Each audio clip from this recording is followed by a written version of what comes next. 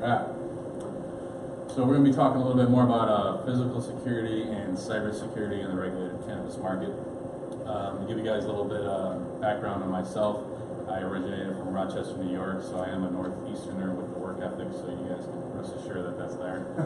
I made a trip out to Colorado in 2005, and I just absolutely fell in love with the Rocky Mountains. I had an amazing vacation. Told myself that's where I wanted to live if I ever had the chance. I lived in Hartford, Connecticut, and in 2008 when the economy crashed, and I decided to pack up me and my dog and move to Colorado, and it was like the best thing I ever did. Was able to vote on Amendment 64, watch the whole development process in Colorado. I actually moved there and created a security company called High Tech Security, and I did subcontracting work for about 6 or 7 ADT dealers in the Denver, Colorado area. That's when I really started to get my foot in the door. Like Ted was saying a little bit more about ADT, is they would actually go and try to sell the systems from a dealer perspective. And then when we realized, ADT does the Smithsonian, the courthouse, every public building, every federal courthouse. So they have federal contracts that they couldn't afford to give up. Being with that legal, so ADT brought out that statement that said they're no longer going to be doing that.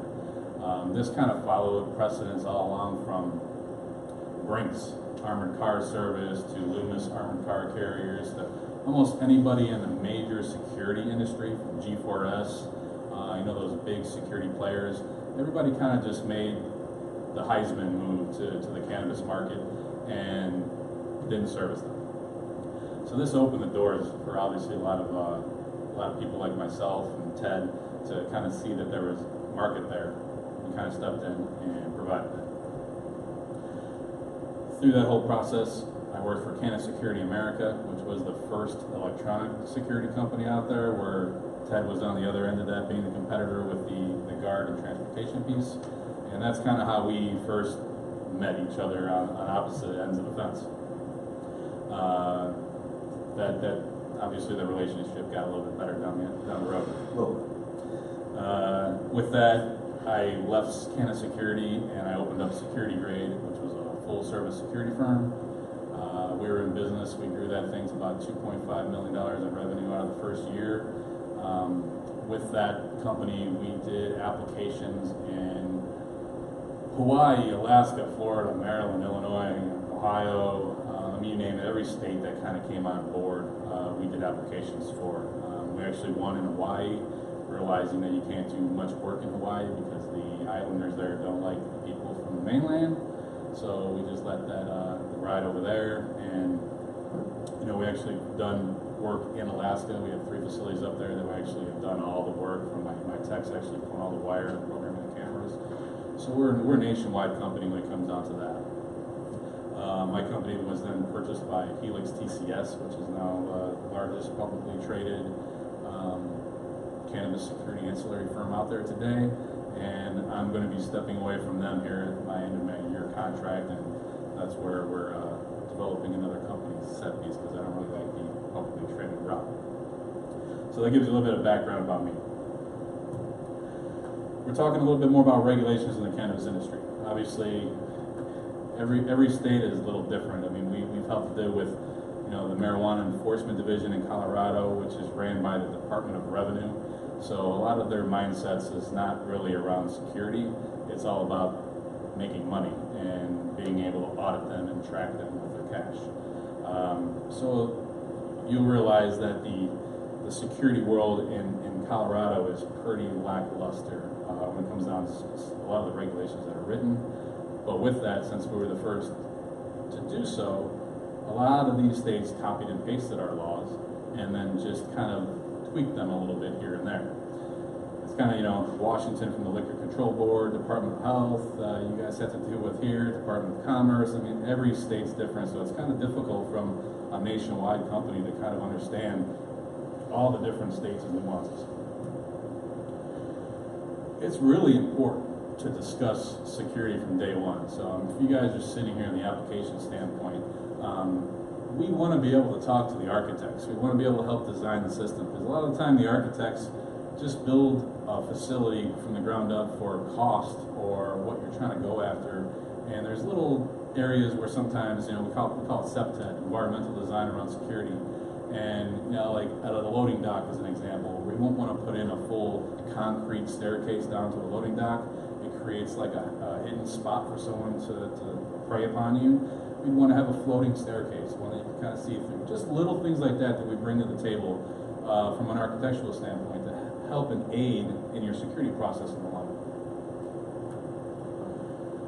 Cannabis experience goes a long way. It's kind of it's been said, 1 year in the cannabis industry is almost like getting an MBA in business. I would have to agree. It's a pretty interesting market. So make sure you do some vendor validation. Ted was talking about earlier. There's literally trade shows and security experts out there. They're having these conversations, and they've never really stepped in foot a grow facility, or they visited a dispensary once or twice. It's not really what you want to go for. You have reliable people, you have people that aren't reliable, not valid, and then you want to make sure you get someone who's able to hit the bullseye, and it's a consistent bullseye, that they're able to provide everything for you. Choose a real integrator. What types of security do we need to protect your investment? I mean, it gets nuts, right? I mean, we're talking about mechanical from locks, analog systems that are the alarm intrusion systems, visual camera systems. These can kind of go from analog to the new digital world. Information cyber. This is a real interesting piece to the market that's not being taken care of right now. Obviously, the physical guard space and the diversion piece from your employees and how the access control kind of comes into play with that. Normal security process is what we're looking for from a security company standpoint. Is we have the client, we want to help with your consultation, we want to help with your design, we want to help with your installation, we want to be able to provide the monitoring, we want to provide the maintenance to make sure the system's running properly, and we want to provide you with the support to the end of the day. This is going to make us all successful at the end of the day, which will all make us continue on doing business. Integrated security. This is, I'm not sure if you're one of these people that have, the new Nest camera at home, and then the Honeywell app for your, the Nest for your thermostat. You'll find out at your house you'll have like 4, 5, 6, 7, 8, 9, 10 apps to do all your little different things, and it's kind of ridiculous that you kind of do that. You don't want that in your business platform. You want to be able to be all integrated under one, helping you save time from a management standpoint, which is costly. Get right to the point, drill down to where you need to. These are the areas of trying to find diversion, find video that someone stole, or whatever the case may be.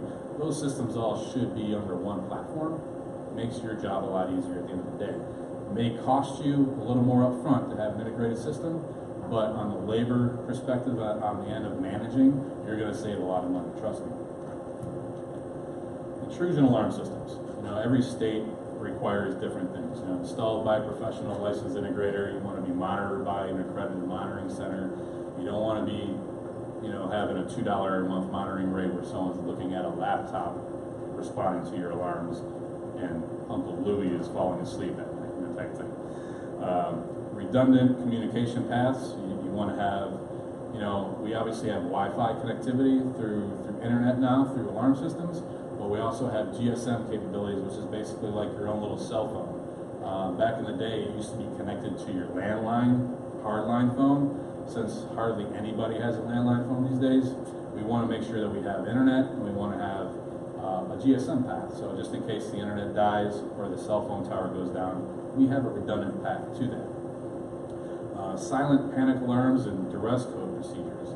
They put in these regulations here. I know in Pennsylvania they put in silent panics that you have to have sporadically throughout the thing, but I don't see a lot of duress code procedures and policies and procedures on what would actually happen in the event of someone following you in with a gun. What is your procedure? I see that sometimes that's a little lacked. We have crazy things from vibration sensors that we can put on top of the safe rooms or the exterior walls, to where even if someone just vibrated or shook the fence, that it's going to go off. Microwave sensors, infrared, decibel, visual. We obviously have all sorts of sensors. Going into the security camera systems, very similar. We've got to be installed by a professional company. Video retention requirements on this piece kind of go all over the place in the nation. Michigan is the example. They want 14 days of video retention, and here in your awesome state of PA, they wrote 4 years. It is absolutely nuts, in my opinion, that you have 4 years of video retention and offsite. So that's one of the things that we want to try to help steer when it comes down to legislation. There's no reason to have that cost factor. If you just caught someone stealing 3.5 years from now to review the footage, you're probably out of business already. Visual enhancements, we have infrared coverage, video redundancy, offsite video mirroring. This is really important. Some of the states don't write this into play, but in the event of someone really knowing what they were doing from a criminal perspective, if like I were to go rob a dispensary, which I would never do that, I'd walk into the place before I even hit the products. I would go right over to the DVR and take that DVR with me. And at that point, all that awesome footage that he was showing you earlier is in my backpack. And you're never able to provide that to law enforcement, or you'll never even know what happened to your facility. That really hasn't happened yet to the industry, because we notice the criminal element is usually not that smart. But in the event of that happening, this goes back to 9/11, to where when the towers went down, if you kind of go back in your head and remember all the footage that you've seen in 9/11, it was never from anything inside out. It was always from some sort of camcorder or cell phone shot looking back at the towers, because and trust me, that thing had a lot of banks in there and a lot of things. All their servers were in their basement. All that video got destroyed when the towers went down. They didn't know what happened from an internal perspective. The government actually started the mandate offsite video backup at that point in time. All government facilities are now mirrored and have offsite video backup, or in the cloud. You hear that today? So that's very important to do these days. Third-party monitoring, as I said earlier, third party is really great. I mean, you have your security company that obviously is banking on selling you equipment and making money off of that, and you're just trying to run your company as lean as possible.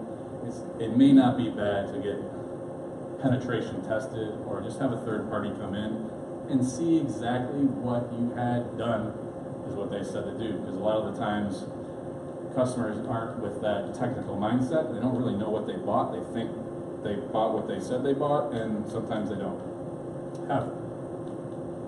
Power backup requirements, again, this changes from a 15-minute perspective to sometimes written 48 hours. Obviously, this is a big task when it comes down to 15 minutes. You can use batteries. 48 hours, there's no way you can have that type of battery bank. You're talking about backup generator systems and whatnot. So. Here's another example. Don't let this be you. This was a pretty surprising burglary that we saw here. If you kind of take a look here at this guy, he's got a key. And if he opens this door, this is a whole perspective of how not to design your security platform. A couple different things. If you see this guy backing in his truck here, this is literally a motion light. You notice how the motion light didn't even go off yet. This guy's going to run around the truck, open the gate, and you can tell he's not that smart, and the gate doesn't even stay open, and he starts running, and this motion light turns on. So it's just making sure that everything that you have in your facility is actually done right. I mean, these guys bought motion lights, and they got the electrician that said if anyone walks here, they should turn on. But obviously, just all these little things that happen.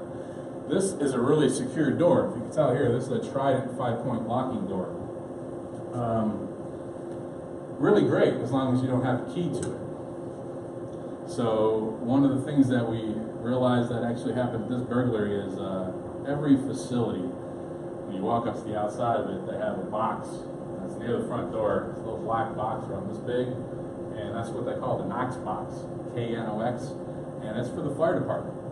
So if the place was on fire and the fire department showed up, they didn't have to destroy all your doors to get in your facility. They can go to this lock box that they have a key to, and they're able to open it and grab your facility key to enter doors. This is something we've known in a long time from a security perspective, that it's been a concern, that there's literally a key outside of the facility just waiting for someone to figure it out. So what happened at this particular robbery is that they came earlier in the night at around midnight, and it was a box that was just screwed on the wall. They ran by with a sledgehammer, just knocked the box down, slashed it right off the brick wall, and took it home. Worked on it for about 3 hours to get the key out of it, and came back at like 4 o'clock in the morning, and they emptied out, I think, 700 pounds of fresh frozen products. So, just little processes and procedures. Access control systems. All security is essentially located. This is one thing that access control, a lot of the states don't require this. They'll require you have those camera systems. They'll require you have these intrusion systems, and access control is not on that list. Access control is well worth your investment. I'll tell you that right now. This is going to allow you to not have to rekey your facility. So the day that your manager skimps out on you or decides to go work for somebody else for more money, it's going to happen in this industry. You'll realize that just to rekey your facility is probably going to cost you anywhere between $1,000 to $3,000, depending on how many locks you have. Where if you have an access control system, you can just rest assured that that guy's deleted, his card no longer works, you don't have to rekey anything, and it just costs you about $7 versus that $3,000. So in the long run, access control really saves you money if you have to rekey your building, just from day one. On top of that, now you have a digital footprint of your guy walking around at every single moment in time. So if Johnny is working from 9 to 5 and he shows up at 8:30 a.m., he doesn't get in. Like his time schedule is from 9 to 5. If he shows up at 5:15, he's not allowed in that building. On top of that, this is great for cultivation centers where you have trimmers and you have cultivations, you have growers and you have trimmers. You don't want a trimmer walking around your facility. You don't want them being able to go into the dry room. You want them just to be able to be in that trim area, in and out, and then every time they walk through there is a digital footprint. With that, this is where that integrated security piece comes into play. You can literally have your camera system connected to your access control system. So now when you want to see Johnny and you want to know what Johnny did that day, you can literally go back to every time he went through a door and watch his physical activity going through that. That saves you tons of management time too. If you ever had to review footage and try to figure out someone stealing from you, it's painstaking. Because you're just reviewing 2 to 3 weeks at a time in fast forward motion, and you will eat up about a week of your month just trying to find the footage, and then you have to react off of that. Access control allows you to skip right to those things. Obviously, we have PIN, smart card, and rights to deny access, and all that type of stuff with this. The 3 cores to this is identification, authentication, and authorization. We want to make sure that we have all those and can control our business. These systems kind of go into play, and you can have analog timesheets like back in the day. However you guys are doing payroll, that may be an interesting conversation. But when you have an access control system, if you provided the procedure that you had to badge out of the building, which is the key, because normally everybody badges to come in, but no one badges to leave. If you were to badge to leave, you can literally run your payroll off of this system, because now they know Johnny worked from 9 to 5, and it literally checks all of them and really provides an hourly report, and that's what you can do payroll off of, and there's no questions. That's when you showed up, that's when you left, it's literally a timesheet. Biometric systems. So biometric systems is this next level of play. They're expensive. A lot of the biometric systems you see are like the thumbprint readers, and they've been out there for a while. I worked at Loomis Armored Car Facility, the big cash transport there in Denver, and we put in thumbprint readers everywhere. And they worked, but they seemed to be, they were probably the highest service call mechanical piece in that facility, right? So when it comes down to cannabis, we realize with all the resin and all the stickiness that comes down to the touching the plant and everything, that the thumbprint readers were just not working. So we've developed and found the iris scanning situation. So this gives another great added layer to your vault or your dry room. We have access control on all the doors and walk in and out of the facility and whatnot, but I could still take your card. So if I could still take Johnny's card and I run into the dry room and use his card, now I literally made it look like Johnny stole.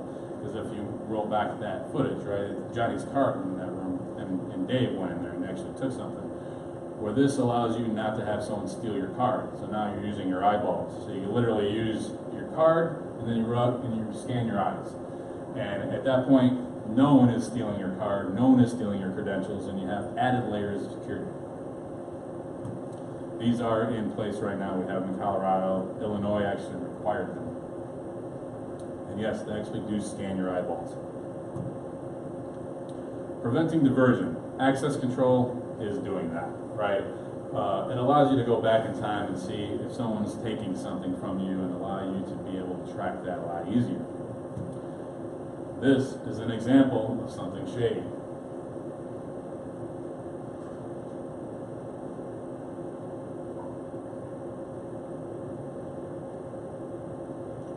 Now, step one, you need more camera coverage. This is the only camera in a dry room. You have a client, or you have an employee disappearing in the back. You'll see him come back around. You know, and it really is innocently. It looks like he's just checking moisture contents. You know, see, is this one dry? Is this one dry? It's what it appears at first, and you really wouldn't think anything else of it. Like he's just doing his job. You know, I literally brought this to the owner's attention and said, "You really need to see this." And the owner did not seem actually concerned one bit, but. You know, why would you walk into a dry room, do that, and go start stuffing stuff in your pocket on the way out when you don't even see anything? So it was definitely something to be, you didn't catch him, but now there's some suspicious activity. You know, why would you do such a thing? So make sure you have better camera coverage, because now you have this whole big question mark with that guy. If you had the one camera on the opposite side where he disappeared, we wouldn't have all these bad thoughts in our head. You know, so that's just one of the things you also want to think about. That's a question. I thought security was necessary for licensing. So is this an area where when they were looking at the licensing that it wasn't such a big concern? Diversion? Yes. No, they wrote good pieces in there about diversion. So then how would somebody get a license if it doesn't meet the criteria? Because all you're really doing is creating a policy and procedure on how you're preventing diversion. So it all depends on how good that is written, and then again, how they scored that, right, is another question mark to that, because I know on our plans, we write about this a lot, right? So we scored very high in that diversion piece. Because we had all the processes of catching it and holding prosecution to it and preventing it. Yeah, great question. You know, because how are they judging that, and where do you want to draw the line on saying you're doing so many things, right, without overkill? Making sure it's getting done. Making sure. Building fortification. These are the things that they actually write about, and sometimes they don't. In Colorado example is that they wrote that they needed a commercial grade lock, which means that door, because it's a commercial building. It's not really a secure facility. But you could actually have a glass door to your grow. Like what you see here on the right is a complete glass front door, whole glass system that they literally has just screwed in some sheet metal too, so that you couldn't see the window. So if you walked up to that door and had a screwdriver, you could take off the sheet metal and then just break through the window. It's not going to take you that long. Make sure we talk about some good building fortification, because what's written in regulations is very weak when it comes down to what they call as a lock. And what is a lock is an example of what you see there. You know, so this door is a lock, and it's an emergency exit door with a paddle, so you have one button egress. As you can tell here, this is the only place that lock is actually touching the door and is actually holding it shut. So if I were to walk up with a crowbar, I just push here, pop out, I'm in that door. It takes me about 3 seconds, the longest, if I have to attempt a couple times. That's okay from a regulation standpoint, and it shouldn't be for your facility. Make sure you buy some decent doors and some 5-point locking systems. These are what they call a Trident door. Again, I don't own Trident or anything to do. We love this product. This is a 5-point locking system, so where this goes into here, it goes into the side. You actually have some going into the jambs. So this is the outside of the door, so you know you got pins going into this side, you got pins going into this side. This big massive plate that you can't pry, you're not getting in this door. You'll get into that wall, like Ted showed you, going through the concrete faster than getting through this door. And that's what you want. You just want to provide those layers of onion protection, so it prevents longer and longer and longer to be able to get to your end product. This is how law enforcement catches people.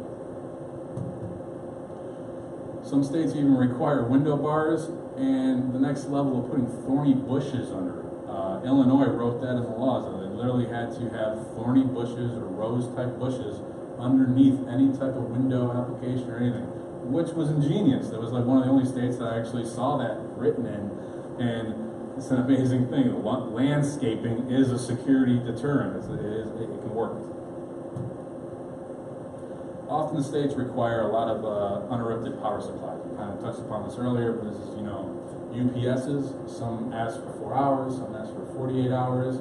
This is a science. It really is. So in Colorado, they wrote a 4-hour rule, and they changed this in 2014. We went from med to rec, and we legalized rec. They took out the video offsite backup rule, and then they put in a 15-minute to a 4-hour battery backup. Great idea, right? Nobody at that table that thought of that actually knew that there was a 4-hour backup. Didn't exist. Like, nobody in the industry from a manufacturing standpoint created this.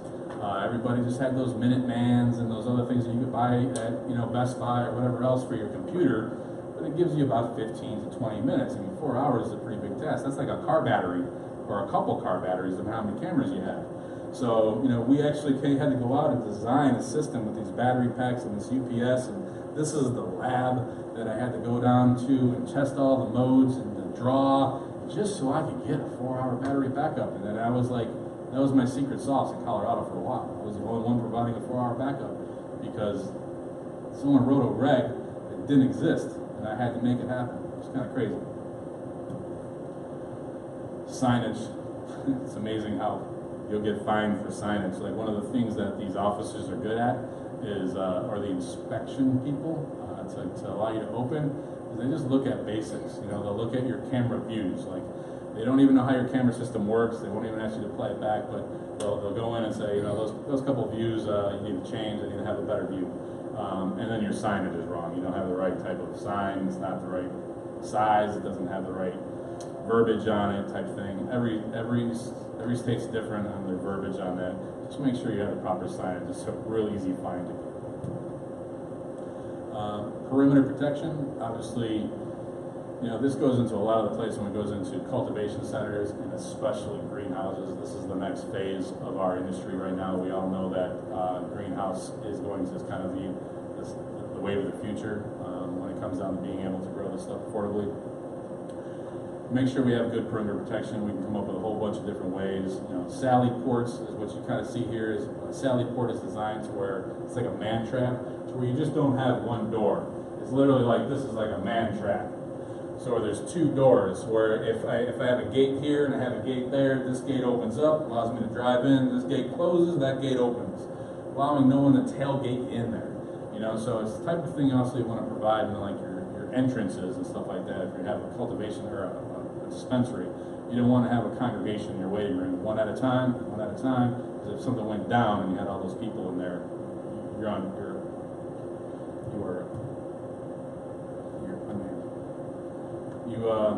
This here gives you a real good example of a greenhouse.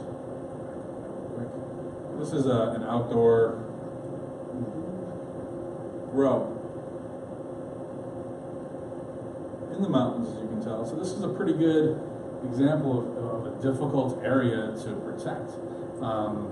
They're wide open. They have trees everywhere else. You have a lot of spots that people can kind of just come in, and normally there's only one guard at night.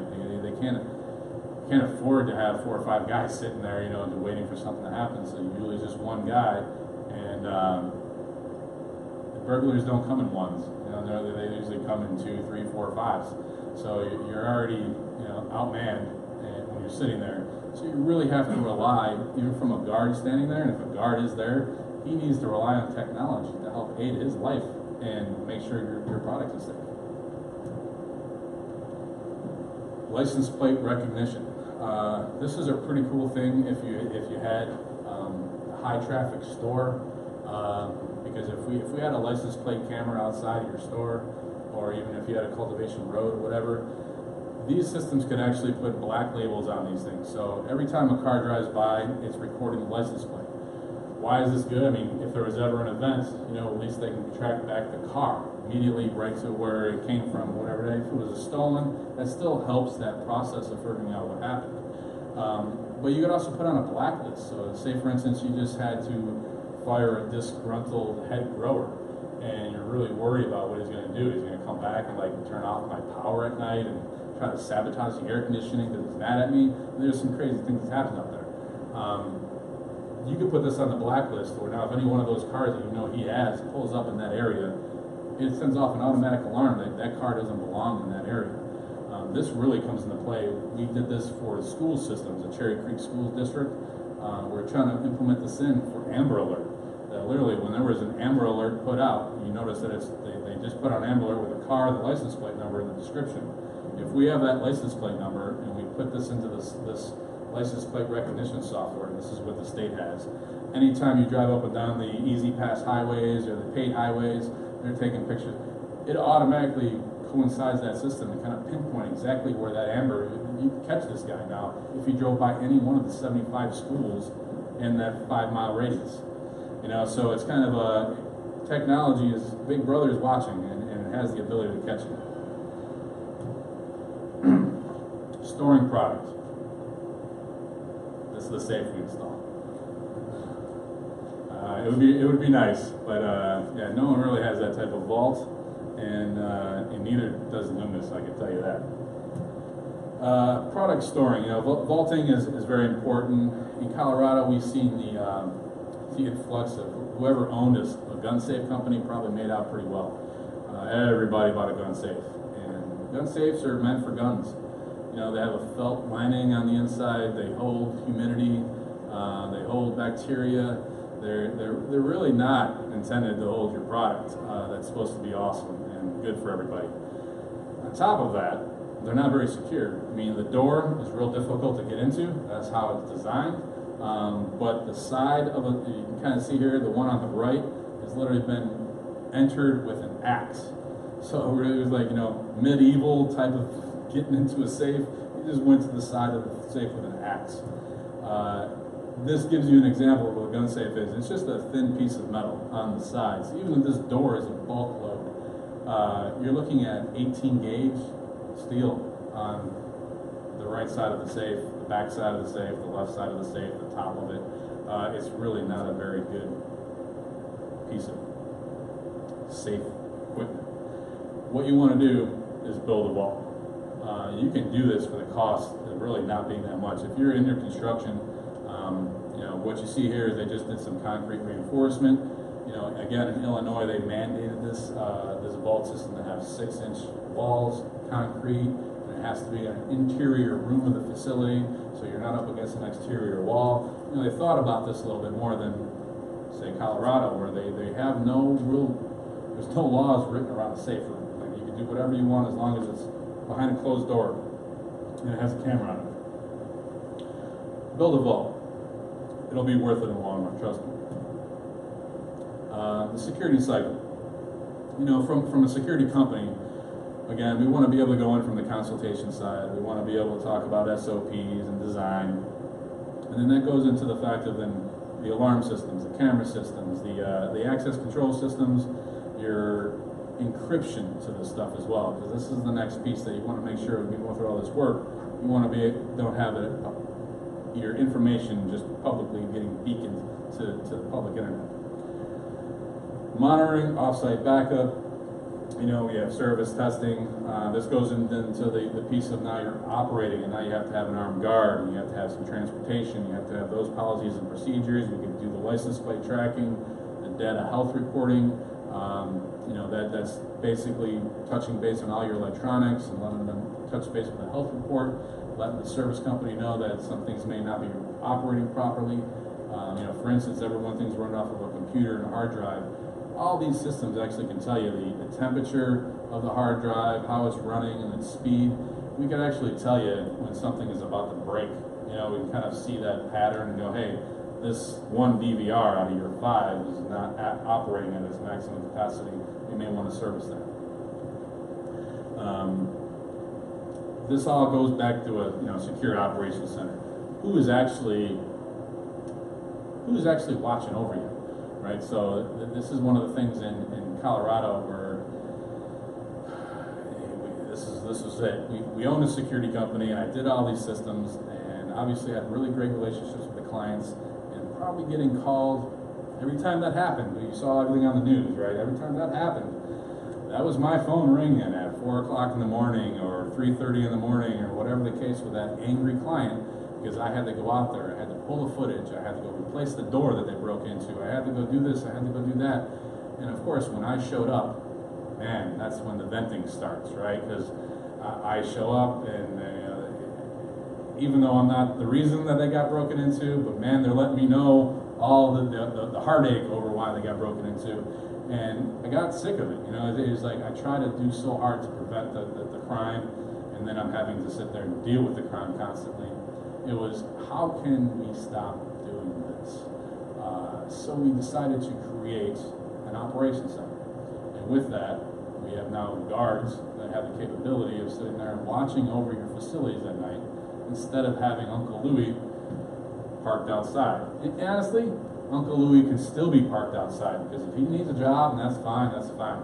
But he needs to be aided by some technology, because now if the operations center, in that example, if we had someone watching all their perimeter cameras, we would have saw that guy breaking in the wall for 40 minutes on the back side of the building. We would have called Uncle Louie, woke his ass up, and maybe caught this guy. And it's just, this is what we did. We created this operations center until we started doing eyes-on video surveillance. Something to look into. It's a really good platform. Point of sale systems. Kind of have to deal with this right now if you guys are dealing with selling the product. There's a couple different ones out there. You know, the biggest names: MJ Freeway, BioTrack, Atlas. You know, this is basically systems that want to track every single gram to how it's seed to sale. These systems all have flaws. They all have security issues. MJ Freeway was hacked. BioTrack has been hacked. Something to go above and beyond with on your information technology piece, because the last thing we want as an industry is to get a bad name like Facebook today. That all your data has been given away, and now you have to go under SOAN to get scrutinized on why you knew it happened and you didn't do anything about it. This is an important topic today and age. Protect your customers' data. Not only that, protect your intellectual property, protect your policies and procedures, protect you, because this is you're the biggest target in this if you're the owner. Metric. We all have those point of sale systems. All go back to Metric, right? Metric is the one that's running everything from the end to end, tracking everything. You know, this was created in Colorado back in 2013. Metric is registered 20,000 users and well over 5 million plants and 3.8 million packages, and I think those are old numbers. And I think they may be double that right now, according to my source. But Metric is important, so we obviously have to deal with Metric all day long, every day. Make sure we do some training around that and discuss that. You know, we have to know that. RFID, and the important thing about that is a lot of these security companies that I've come across, they don't know this whole process, right? So they know how to install a security system in a building. Granted, they're good at that. But why are they doing what they're doing? You know, what's the end goal of all that? Do you know why we're doing what we're doing? RFID tag cycle. Obviously, we know that you have to buy these tags from Metric. They made a pretty good deal with that, because now those tags cost 90 cents or $1, and you're forced to buy them as soon as the plant is over 8 inches tall or 8 inches wide, and that's tracked all day long from its seed to sale. And this is where it gets a little complicated with all the different technologies out there. There's RFID tag readers that you can walk into a room and it can read everything out there in the whole room. There's ones that you have to tag, scan each individual plant. I have not really seen an RFID tag thing that actually worked 100%. I've been on about 20 level 1 and level 2 inspections with the Colorado Marijuana Enforcement Division, and all of their gizmos don't work right. I mean, they would walk into a processing plant and literally in metric it'd be like, we have 580 units in here, and they're supposed to be able to walk in and kind of scan around and pick up all the RFID tags, and he's reading 320. And you're like, that's a pretty big discrepancy, you know, like, because that would go under diversion loss for you, and throw up a big red flag, have now an investigator come over, why are you losing all this product? So this isn't a complete science yet either when it comes down to these RFID tags and how it's getting tracked. The cool thing about technology, and there's literally flying out to ISC Security Conference on Tuesday, there's large manufacturing companies, camera companies, that are now starting to incorporate their RFID tag process in their cameras, and you could literally type in plant 4567845, you want to know from seed to sale, and watch its history through its camera life. So you'll have a little timeline from when it was in its, you know, baby veg room to veg state, and then flower, and then processing. You can literally review the footage from all of that following that RFID tag. So not only if you can follow the employees like we were talking about earlier, but now you can literally trace back the plant, which is pretty cool. And anytime the plant travels around your facility, the RFID tags kind of get scanned if it comes in out of the door. You could have these processes to where it's all self-automated. Video analytics. These are the new wizardry out there for cameras. This is going to give you a real good example how this would help that operations center, right? So what you see here in this green zone is what they call a no loitering zone. And the camera is actually picking up right now total vehicles over. It's picking up one vehicle and it's traveling over 30 kilometers an hour. It can track everything. It knows what everything is.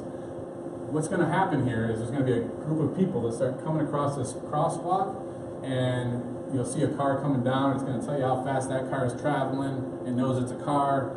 That's cool. Total vehicle now count is 2, so it keeps track of everything, right? What's happening here in this no loitering zone is obviously the middle of an intersection is an area where no one should stop, right? So if something stops in there, there's obviously a problem. So here's this group of people, and if you can't read it, it actually says group of people, and it knows that there's 3 people. And as soon as this car stops in that no loitering zone, boom, it sets up an alert, and there's an alarm. You know, so now the operator has to go, oh, no accident, you know, it was just a crosswalk type thing, and he skips that alarm, and now everything's okay. But how this could aid you is from, say, your greenhouse or your dispensary, and you have a back parking lot. No one's really supposed to be back there at night. You can set up this no loitering zone, and as soon as someone goes back there, boom, it sets off an alert. And it's not just a, you know, a motion alert, like the, you know, a raccoon flew by there. You can tell it knows how big objects are, how much they move. So it has all these analytics built into it, so it knows what's a false alarm and what isn't a false alarm. So technology is going at a rapid pace right now when it comes down to this technology world. And I can kind of revert this back because I used to run a Circuit City back in the day. When you walked into Best Buy or Circuit City, you know, half the store was tube TVs, and the other half was those HD TVs, the flat TVs. And then now, if you bought a tube TV, you're kind of forced to buy a flat screen TV, because even if it breaks, you're not going to be able to fix it. It's going to cost you more than going buying that flat screen TV. We're at that cusp right now in security. We can still install tube TVs. Like, the regulations allow us to install that resolution of looking like a VCR, and you can't tell the image. And he was showing you some of those images of the burglars. You know, some were clear, some were bad. We can still install those tube TVs. But we're at that awesome era right now where all the technology is coming into play, We can install the HK or the HD TVs, the 4K, anything you want to call it, high resolution stuff with the video analytics is pretty cool. We even have drone technology. So this gives you a real example of some of the new technologies out there with some drones. This is going to be able to lift up. So this is where you have some analytics. So it already knows right now it has some activity in the parking lot. Normally this is what we're doing. We're trying to zoom in with long distance cameras. There's things in the way. Do we see what's going on? This was the old way of doing security. Now, the kid has a drone, right?